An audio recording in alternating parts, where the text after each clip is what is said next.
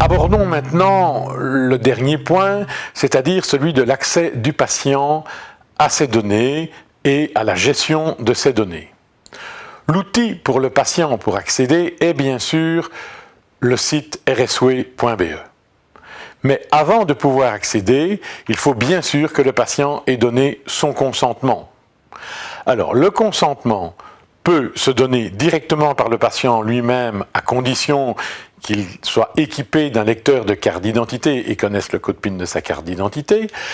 Ça peut être également le logiciel du médecin généraliste qui l'aide dans son inscription. L'hôpital lui proposera très vraisemblablement lors de sa prochaine visite ou lors de sa prochaine hospitalisation de donner son consentement à Réseau Santé Wallon. Le pharmacien également participe. Les mutualités entrent dans le jeu. Même le dentiste et tout autre acteur de santé, je crois que l'infirmière peut engager et inscrire un patient sur le Réseau Santé Wallon. Vous voyez que là, en pratique, pour un patient qui se connecte au Réseau Santé Wallon, ce n'est pas impossible, même si ce n'est pas du plus facile, mais nous savons que vous serez là pour l'aider en cas d'échec d'inscription personnelle. Une fois inscrit, le patient, sur rswe.be, peut consulter la liste de ses données et avant ça consulter son profil d'inscription qui va lui montrer un bouton important qui est le fusible. Si jamais le patient se sentait inscrit sans un consentement suffisamment éclairé ou regretterait pour quelque raison, pas de panique, pas de peur, un simple bouton, un seul clic et provisoirement il peut se désinscrire. Je suis certain quand on lui a expliqué, il refera marche arrière, mais le bouton de la désinscription et de l'arrêt de la publication des données existe. Sur l'écran du profil, on retrouve une notion importante également, c'est la possibilité de désigner une personne de confiance.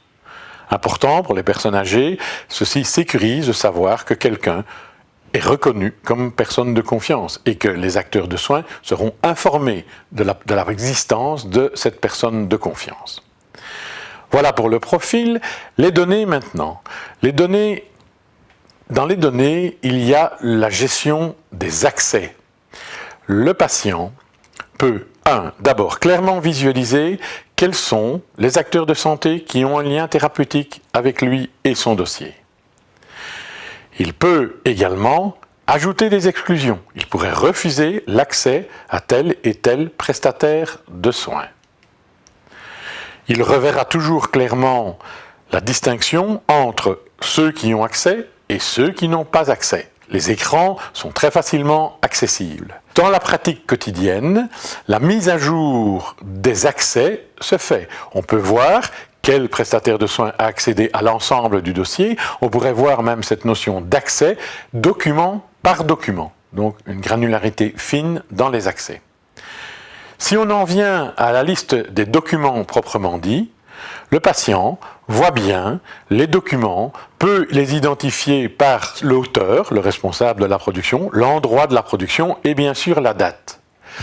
Il remarquera facilement également à quel document il peut avoir accès aux détails du document par la présence de la petite loupe en première colonne.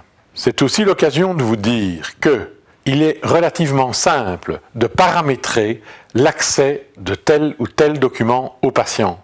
Et on pourrait très bien imaginer que tel document ne sera jamais accessible pour des raisons pour le bien du patient, que tel document est accessible déjà dès à présent ou que tel document sera accessible après un certain délai. Des expériences pilotes sur l'accès aux patients sont en cours. La réflexion est tout à fait d'actualité et il faudra décider de la règle générale. Nous en arrivons à la cerise sur le gâteau pour le patient, c'est que dès à présent, donc je ne parle pas de possibilités futures, si même le patient ne voit pas tout, il a la possibilité d'ajouter, sans autre outil que l'accès au site rswe.be et donc sa carte d'identité, une note, un petit texte, un document, à intégrer dans son dossier directement. C'est la méthode classique, bien sûr. Si vous avez une note et vous avez la possibilité d'une pièce jointe, la pièce jointe peut être une photo, peut être un document. Donc, c'est dès à présent. Et, bien sûr, c'est indexé dans la liste de ces documents comme note patient. Et vous retrouvez la note à l'identique dans tous les DMI de médecine générale ou même les DPI hospitaliers. On parle bien de la même chose. Donc voilà un exemple très concret de la participation du patient à la gestion du contenu de son dossier médical. Voilà, nous vous remercions d'avoir suivi cette formation niveau 1.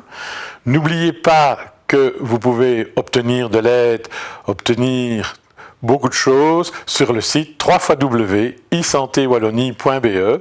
N'oubliez pas de nous laisser vos commentaires éventuels sur les manquements ou ce que vous souhaitez pour les formations futures. Merci.